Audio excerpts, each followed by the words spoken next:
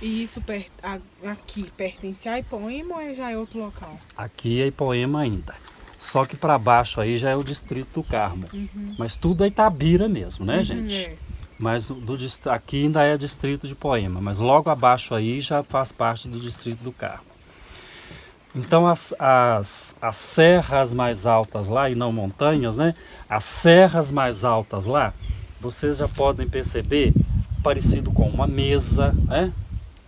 O formato com um tabuleiro, então o relevo de mesa, o relevo de tabuleiro. E essas partes mais altas para cá já e um pouco para trás já faz parte do Parque Nacional da Serra do Cipó, que é uma área de preservação, né? Um parque nacional. Lá embaixo vocês estão vendo uma vila saindo uma fumaça? Uhum. Aquilo é o povoado da Serra dos Alves. Pertence ao distrito do Carmo. É Itabira ainda. Em questão de turismo, é uma área muito procurada. Ali onde vocês estão vendo saindo uma fumaça, aquele aglomeradinho de casa ali era o núcleo inicial da Serra dos Alves. O que está para baixo ali é tudo coisa nova de turista, turista não, né? De pessoas que têm casa de fim de semana, ou pessoas que mudaram para lá, aposentaram, gostaram do lugar, mudaram para lá. Então isso vai modificando a estrutura do lugar e vai modificando também os costumes do lugar.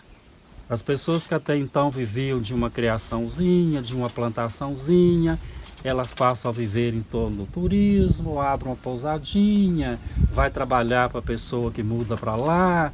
Então isso vai mudando também o estilo de vida das pessoas, que é uma coisa que quando se implanta turismo tem que olhar muito, para não alterar demais a comunidade local, o tipo de sobrevivência das pessoas, porque às vezes elas apostam muito num crescimento do turismo e esse crescimento não acontece.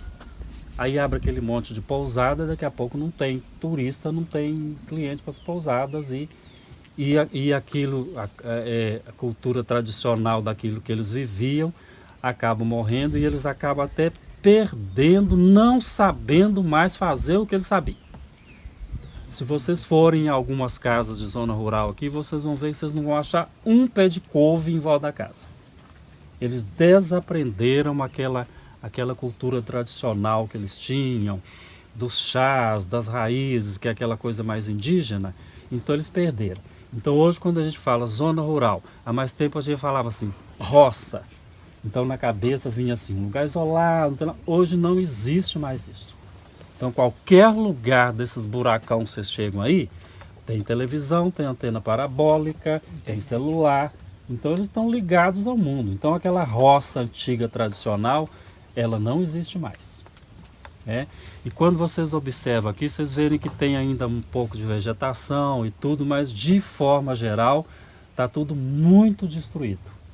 Que é uma coisa que quando implanta um projeto turístico, que aliás Itabira não tem projeto turístico, tá? Se vocês forem lá na prefeitura, vocês não vão achar nada não. Eles têm ideias, mil ideias, mas de concreto tem quase nada. Até o Centro Histórico de Itabira está quase dando os últimos suspiros, né?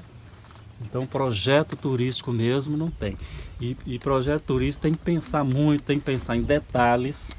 Eu me lembro, por exemplo, uma vez que eu fui em Milho Verde, distrito do Cerro.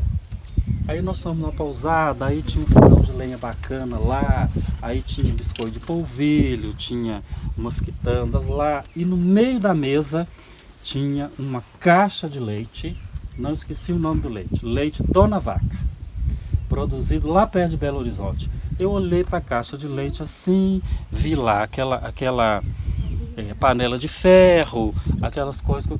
Aquela caixa, eu falei, gente, mas essa caixa de leite estragou todo o conjunto. Podia ter fervido o leite, colocado numa vasilha, né? Então são os pequenos detalhes de projeto turístico que tem olhado. Com relação a esse lugar aqui chamado Morro Redondo, vocês vão ver a igreja lá em cima, ela é uma construção nova. Talvez ela seja a terceira construção. Ela também foi pensada e construída por uma pessoa que era dono de uma pousada. Tudo isso aqui ele pensou e foi organizando, foi convencendo prefeitura, pessoas, para fazer com um interesse próprio, porque ele tinha pousada, mas de qualquer forma ele pensou e fez, né?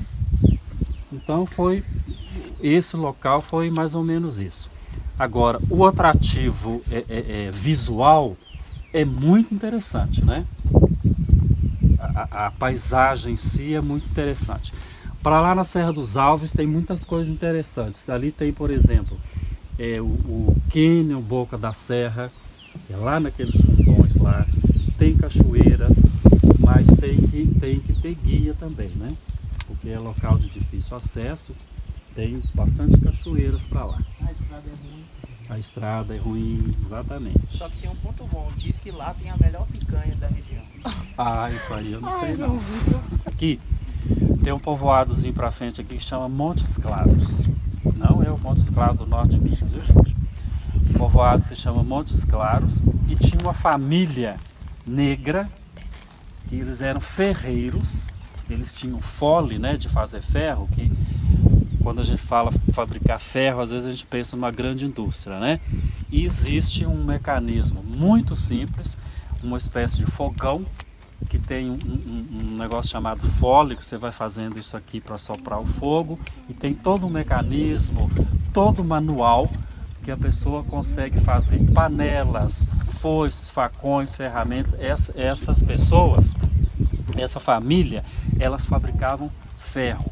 E elas tinham uma história assim meio enigmática, porque elas conseguiam geralmente sucatas, elas viviam isoladas aqui atrás dessa serra, de vez em quando elas desciam e iam para Ipoema para vender as ferramentas, foice, facão, machado, e às vezes vendia até para os próprios comerciantes revenderem. Subiam a serra e elas sumiam por 3, 4 meses. Era um povo que vivia mais ou menos isolado. Então essa estátua homenageia esse povo.